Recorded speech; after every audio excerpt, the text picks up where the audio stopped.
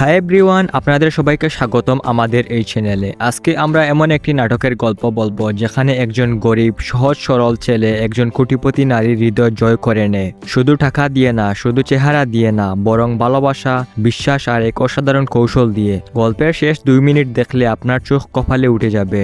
নাটকের নাম PS জামাই। তাহলে চলুন শুরু করা যাক আজকের গল্পটি। গল্পের শুরু হয় একটি অফিসে। একজন MD বসে আছেন। তার কাছে এসে হাজির হলো একটি ছেলে, নাম তার তপু। তাকে পাঠিয়েছেন খালিদ নামে একজন পরিচিত বন্ধু।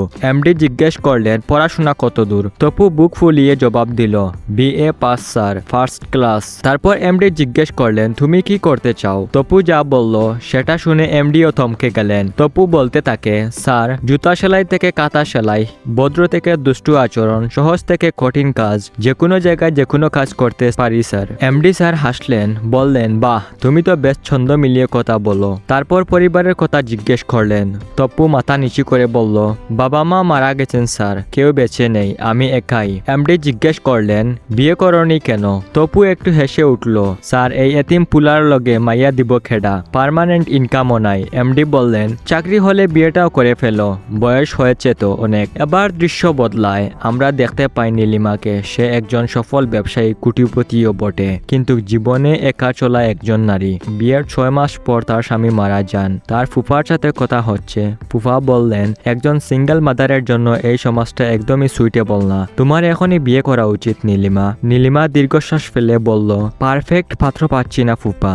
যারা আসে তারা আমার বিজনেস স্ট্যাটাস দেখেই আসে, কারো মধ্যেই আমার মেয়েকে অ্যাকসেপ্ট করার কোনো মোটিভেট নেই। সবাই চায় আমি মেয়েটাকে হোস্টেলে পাঠিয়ে দেই। ফুফা বললেন, তাহলে একজন সাধারণ ছেলেকে বিয়ে করো। নীলিমা স্পষ্ট জবাব দিল, সে সাধারণ হোক, সে আমার স্বপ্নকে গুরুত্ব দেবে, আমার মেয়েকে নিজের মেয়ের মনে করবে, আর আমাকে কন্ট্রোল করার চেষ্টাও করবে না, এটাই আমি চাই। ঠিক এই মুহূর্তে ফুপা বললেন, এই আমার কাছে একটা ছেলে এসেছে গ্রাম থেকে, আমার বন্ধু খালিদ পাঠিয়েছে ওকে, BA পাস, একদম একা, একটু বেশি সাধারণ, কিন্তু কথাবার্তা খুব ভালো। নীলিমা বলল, তাতে কি হয়েছে, দেখা যেতে পারে, প্রথম দেখা প্রথম কথা। তারপর তপুকে ডাকা হয়। সে ভেবেছিল চাকরির জন্য তাকে ডাকা হয়েছে। ফুফা বললেন, তোমাকে বিয়ে করার জন্য আমরা এখানে ডেকেছি। কাজের মেয়ের চা দিতে আসে। তার এরকম চাহনি দেখে তপু অবাক। সে বলল, ফুপা, আমাকে কি ওই কাজের মেয়ের লগে বিয়া দিবেন। তখন তিনি বলে উঠলেন, আরে না, এই বাড়ির মালিকের সাথে তোমার বিয়ে ঠিক করেছি। সে বলে, ফুপা, আমার তো ওই কাজের মেয়ের মতোই মাসে বেতনটুকুও নাই, এই কোটিপতি বাড়িওয়ালার সাথে আমার বিয়ে কেমনে কি।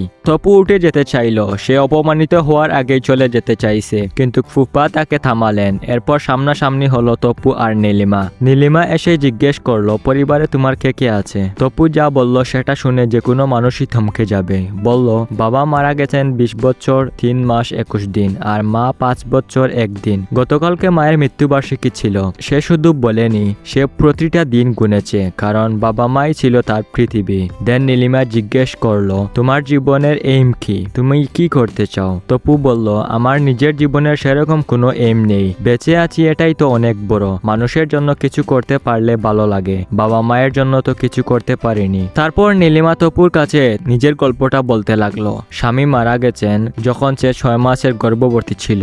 6 বছরের মেয়ে অঞ্জলিকে নিয়ে তার জীবন। পরে নীলিমা ফুপাকে বলল, ছেলেটা আমার কথার বাইরে এক চুলও নড়বে না, তার কথা শুনে যতটুকু বুঝতে পারলাম। তারপর নীলিমা সিদ্ধান্ত নিল সে ওকে বিয়ে করবে। বিয়ের পরে নীলিমা তপুকে তার জীবনের সবচেয়ে গোপন কথাটি বলল। তার বাবা জাপানে গিয়ে এক জাপানি নারীকে বিয়ে করলেন। তিনি নীলিমার মা।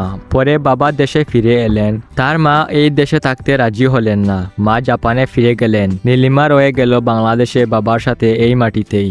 দীর্ঘ 20 বছর পর নীলিমা মাকে দেখতে জাপানে গেল, কিন্তু মায়ের চোখে ভালোবাসা নেই, শুধু অভিমান আর রাগ, কারণ মা চেয়েছিলেন নীলিমা তার কাছেই থাকুক। নীলিমা বলল, মা, আমাকে একবারের জন্য জড়িয়ে ধরেননি। আমি রিকোয়েস্ট করে মাকে একবার জড়িয়ে ধরেছি। এরপর বাবাও মারা গেলেন। তারপর থেকে নীলিমা একাই বাবার বিশাল ব্যবসাটি সামলাচ্ছে। নীলিমা সরাসরি বলল, আপনার আমাকে বিয়ে করতে কোনো আপত্তি নেই তো, তবে কিছু শর্ত আছে, মানতেই হবে। তপু নীলিমার শর্তগুলো মানতে রাজি হয়। দেন তারা নতুন জীবন শুরু করে। বিয়ের পরে তপুর সাথে পরিচয় হয় ছোট্ট মেয়ে অঞ্জলির। নীলিমা মেয়েকে বলল, উনি তোমার পাপা হন। অঞ্জলি সরল প্রশ্ন, আমার পাপা এত গরিব? অ্যাকচুয়ালি তপুর চলাফেরা লাইফ স্ট্যাটাস দেখে এরকমই মনে হয় যেরকমটা অঞ্জলি বলেছে। নীলিমা হেসে বলল, হ্যাঁ পাপা একটু গরিব, কিন্তু মা তো বড় লোক, এতে প্রবলেম থাকার কোনো কথা নেই মা। অঞ্জলি বলল, না মা, কোনো প্রবলেম নেই, আমার গরিব পাপা। অঞ্জলির কথায় তপুর কিছুটা অস্বস্তি বোধ হয়। তারপর তপু বলল, কাল কক্সবাজার যাবে অঞ্জলিকে নিয়ে। অঞ্জলি খুশিতে লাফিয়ে উঠল। এই একটি মুহূর্তেই তপু বিনা শর্তে ছোট্ট মেয়েটিকে আপন করে নিল। কিন্তু এই সুখের মাঝেই অন্ধকার ঢুকলো। শফিক নামের এক ব্যবসায়ী তপুকে আলাদাভাবে ডাকলো, বলল বেতন ডাবল করে দিবে, শুধু নীলিমার খোঁজ খবর দিতে হবে তাকে, বাসায় কেউ আসে কিনা, রাতে কার সাথে কথা বলে। তারপর আরো বলল, একবার যদি ম্যাডামকে বিদেশের ট্যুরে নিয়ে যাওয়া যায়, তোমার জন্য দামি গাড়ি গিফট রয়েছে। অ্যাকচুয়ালি তারা নীলিমাকে পছন্দ করত, বিয়ে করার জন্য নয়, বুক করার জন্য। একজন সুন্দরী মডার্ন মেয়েকে সবাই তো পছন্দ করবে। সেই সুবাদে তারাও নীলিমার পিছু নিতে থাকে। শফিক মনে মনে হাসলো, নীলিমার পিএস এখন আমার হাতে। শফিক জানে না সে আসলে কার সাথে খেলছে। দেন বিগ টুইস্ট দেখা যায়, তপু আসলে কে। এবার এলো সেই মুহূর্ত যা কেউ ধারণাও করেনি, একটি বড় পার্টি। নীলিমা ভাবছে এটা জার্মান কোম্পানির সিইওর পার্টি। মঞ্চে উঠল একজন সাধারণ মানুষ, মাইক হাতে নিয়ে বলল, গুড ইভিনিং, আমি সাইমুম জামি তপু, ডেনকুডি গ্রুপের সিইও। নীলিমা হতবাক। তপু আবারও বলল, কাজের কারণে অধিকাংশ সময় জার্মানিতে থাকা হয়েছে আমার। আজকে দেশে ফিরে আপনাদের সামনে আমার জীবনের সবচেয়ে গুরুত্বপূর্ণ দুজন মানুষকে পরিচয় করিয়ে দিতে চাই। আমার স্ত্রী নীলিমা আর আমাদের একমাত্র রাজকন্যা অঞ্জলি রহমান। তার এরকম কথা শুনে সকল গ্রুপের সিইওর হাত কপালে উঠে পড়ল। যেই নীলিমার কথা তারা তপুর মাধ্যমে জানতে চাইতো, সেই তপু কিনা নীলিমার হাজবেন্ড। এদিকে নীলিমার চোখে জল, হাসি, রাগ, অবাক সব একসাথেই। সত্য উন্মোচন হয়ে গেল সবার সামনে। পার্টির পরে নীলিমা জিজ্ঞেস করলো, এসব নাটকের মানে কি ছিল তপু? তপু বলল, নীলিমা, আমি আপনার সম্পর্কে খোঁজ নিতে গিয়ে আপনার ভবিষ্যৎ পরিকল্পনা জানতে পারি, কিন্তু আমি জানতাম সরাসরি এসে বললে আপনি বিশ্বাস করবেন না। আমাকে দেখে কেউ বুঝে না যে আমি আপনার মেয়েকে নিজের মেয়ের মতো ভালোবাসতে পারি, তাই এই পথের আশ্রয় নেওয়া। আশা করি পরীক্ষায় পাশ করেছি।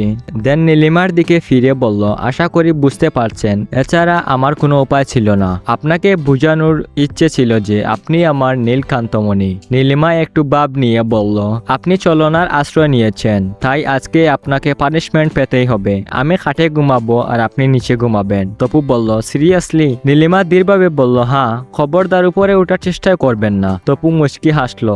দর্শক বুঝলো পানিশমেন্টের মাঝেও ভালোবাসা শুরু হয়ে গেছে। প্রিয় দর্শক, গল্পটা একটু সাদামাটা হলেও এর মধ্যে অনেক কিছু বোঝা রয়েছে। পিএস জামাই নাটকটি আমাদের একটাই কথা বলে শেখায়, ভালোবাসা টাকার হিসেবে হয় না। তপু গরিব ছিল, কিন্তু সে মায়ের মৃত্যুর দিন তারিখ গুনে রাখে, একটি ছোট্ট মেয়েকে মাথায় হাত বুলিয়ে ঘুম পাড়ায়, আর ভালোবাসার মানুষটাকে পাওয়ার জন্য বিশ্বাস অর্জনের কৌশল নেয়। নীলিমা একা ছিল, কিন্তু দুর্বল ছিল না। সে জানতো কি চায়, আর চাওয়ার মানুষটিও সে অবশেষে পেয়ে গেল। শফিকের মতো মানুষ এই দুনিয়ায় থাকবে, কিন্তু তপু নীলিমার মতো মানুষেরা সবসময় তাদের থেকে এগিয়েই থাকবে। নাটকটি আপনাদের কেমন লাগলো কমেন্টে জানাবেন, আর ভালো লাগলে লাইক দিন, শেয়ার করুন, চ্যানেলটি সাবস্ক্রাইব করুন। আগামী ভিডিওতে আবার দেখা হবে নতুন কোনো গল্প নিয়ে। আজ এ পর্যন্ত, সবাই ভালো থাকবেন। আল্লাহ হাফেজ।